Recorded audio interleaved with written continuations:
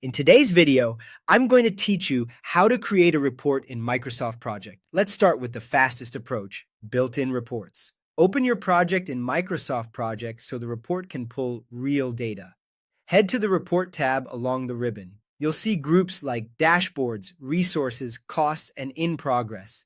These organize reports by the kind of insight you need. For a quick snapshot, select Project Overview.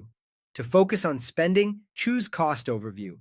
If you want workload and allocation details, pick Resource Overview. As soon as you click, Microsoft Project generates the report automatically with charts and tables already laid out. This is ideal when you need a clean summary without setting anything up from scratch. If you want something tailored, create a custom report. On the same Report tab, select New Report. Choose the type that matches your goal. Blank gives you a canvas to build anything from scratch.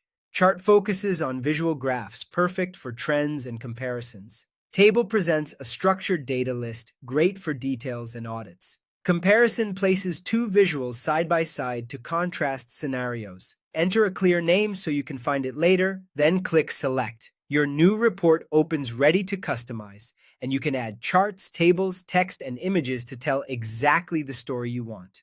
Once your report is open, make it meaningful by editing the content. Click inside any chart or table to activate the field list, which lets you change what data is shown. Swap fields to highlight tasks, costs, work, or progress. Add filters to narrow the focus, for example, to active tasks, a specific cost range, or a certain phase.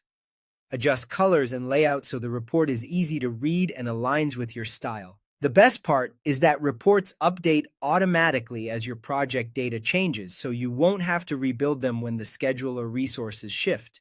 When you're ready to share, you have flexible options.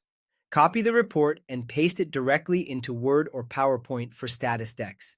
If you need deeper number crunching, use visual reports to export to Excel, where you can analyze with pivot tables and charts.